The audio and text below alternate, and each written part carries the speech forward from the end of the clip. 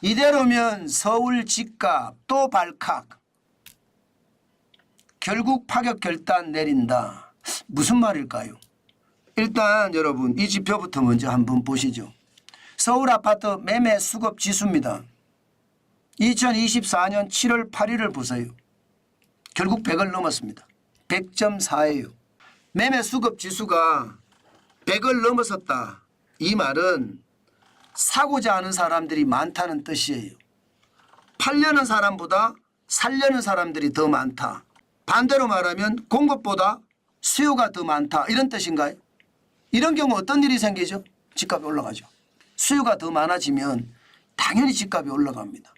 예를 들어 이게 매매 수급 지수가 100을 넘어갔을 경우에 집주인하고요. 집을 사려는 사람하고 계약서를 써러 가서 1,000만 원만 깎아주세요. 이렇게 이야기할 수 있는 게 매매 수급 지수가 100이 넘어갈 때예요. 100이 넘어갈 때는 당연히 말입니다. 당연히 지금 매도자 우위의 어떤 상황이 있거든요. 그러면 1,000만 원 깎아주세요. 아니에요. 나는 당신한테 안 팔래. 이렇게 나오는 겁니다. 매도자 입장에서. 그러니까 매도자 우위 시장이 돼버린 거예요. 매수자가 많고 매도자가 적기 때문에. 그런데 이게 100이 올라갔다는 것은 와, 이거 괜찮을까 싶어요. 솔직히 저는 이걸 보면서요. 정부는 도대체 뭐 한 거죠? 뭘 했는지 모르겠어요. 그동안 말입니다. 정환진 TV에서도 그렇고요. 또 언론에서도 뭐 지금 인허가 수가 적어서 2, 3년 후에는 공급 대란이 나서 집값이 폭등한다. 착공 물량이 적기 때문에 집값은 진짜 급등할 수도 있다. 뭐 분양 물량이 적어서 현재 집값이 올라갈 가능성이 많다. 이런 얘기가 엄청나게 쏟아져 나왔어요. 저도 많이 말씀을 드렸고요. 그런데 정부는 여태 뭐 했는가요? 저는 그런 게 답답해요. 장관이라는 자리가 바로 말입니다. 집값을 안정화시켜 가고 사람들이 국민들이 살기 편하게 만들어주는 거, 그런 데가 장관 자리 아닌가요?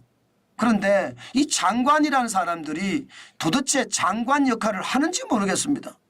집값이 이렇게 올라간다는 신호는 올 초부터 왔어요. 올 초부터 왔는데 이게 이제 서울 아파트 매매 수급 지수가 100을 넘어서니까 뭐 움직이는 모양새.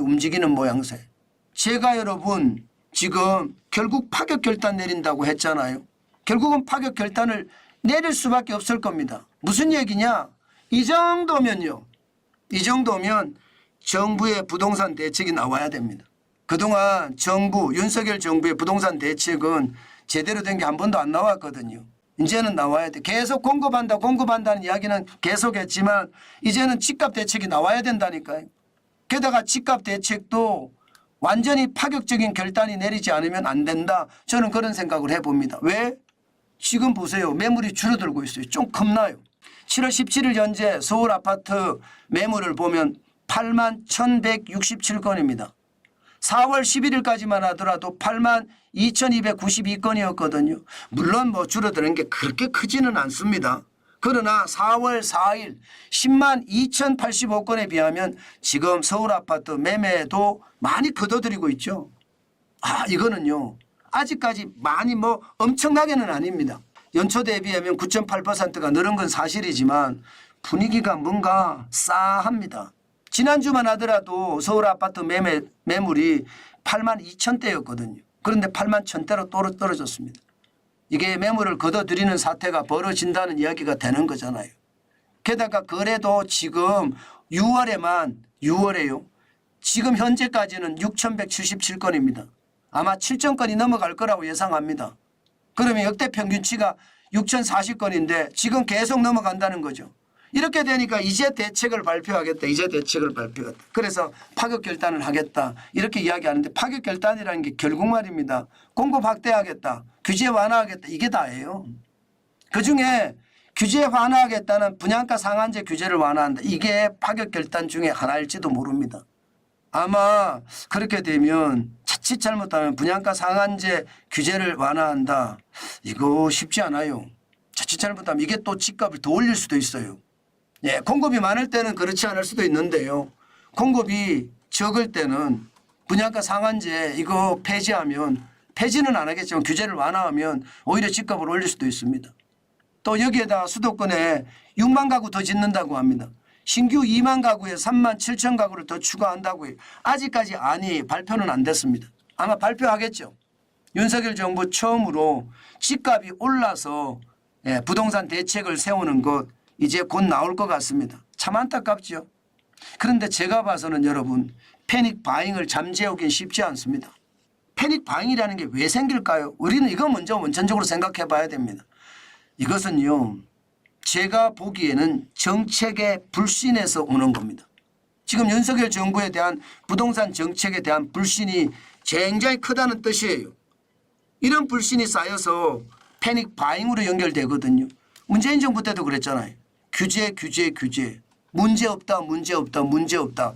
계속 남발했습니다. 아니 공급 충분하다. 근데 결국은 아니었잖아요. 그 바람에 집값이 폭등한 거잖아요. 정책을 못 믿겠다. 장관을 못 믿겠다. 아니 지금 윤석열 정부의 국토교통부 장관 박상우 장관인가요? 여기도 마찬가지예요. 여기도 지금 이게 일시적인 현상이다 이렇게 이야기했거든요. 여러분 일시적인 현상이면 이게 여러분 이렇게 쭉쭉쭉쭉 계속 올라가지 않습니다. 순차적으로 올라가잖아요. 일시적인 현상이면 이렇게 순차적으로 올라가지 않고요. 툭 튀어 올라갑니다. 툭 튀어 올라갑니다. 그런데 지금 2024년 1월에 2612건이잖아요. 그게 계속 우상향합니다. 우상향. 이게 문제라는 거예요. 게다가 매물도 지금 줄어드는 모양새가 보이고요. 여기에다가 더 놀라운 것은 아파트 매매 수급 지수가 쭉 올라가서 100을 올라갔으니까. 이런데도 일시적인 현상일까요? 저는 잘못된 판단이 결국 정책에 대한 불신을 만들어내고요. 정책에 대한 불신은 투자 심리를요 굉장히 불안하게 만듭니다. 이것이 패닉 바잉으로 연결이 돼서 집값이 폭등할 수도 있다. 저는 그런 생각도 해봅니다. 지금은. 과거와 지금의 어떤 상황이 다릅니다. 저는 지금까지 계속 그런 이야기했어요. 집값은 폭등은 없어. 왜냐하면 폭등 올라 그러면 정부가 공급 대책을 내놓을 거야. 제가 그렇게 말씀을 드렸잖아요. 지금 그런 상황이 지금 와 있다고 저는 봅니다. 아마 이게 어떤 식으로 갈지 좀 더 지켜봐야 되겠지만 분명한 것은 공급에 대한 신호, 인허가에 대한 것, 착공에 대한 것, 분양 물량에 대한 것 이거 늘리지 않고는요. 또 확실한 지표를 내세워서 실제로 보여주지 않는 한 패닉 바잉을 잡기가 쉽지 않을 수도 있다. 저는 그런 무서운 생각도 해봅니다. 그만큼 말입니다. 시장의 불안감 저는 커졌다고 봐요. 그렇기 때문에 정부가 진짜 조심하셔야 돼요. 여태 뭐하고 지금 와서 이제 대책 마련한다고 부산을 떠느냐 그 생각이 많이 듭니다. 아니 국토교통부에도 머리 좋은 사람들 많을 텐데 참 안타깝다. 그런 생각을 오늘도 많이 해본다. 저는 그렇게 여러분에게 말씀드리겠습니다.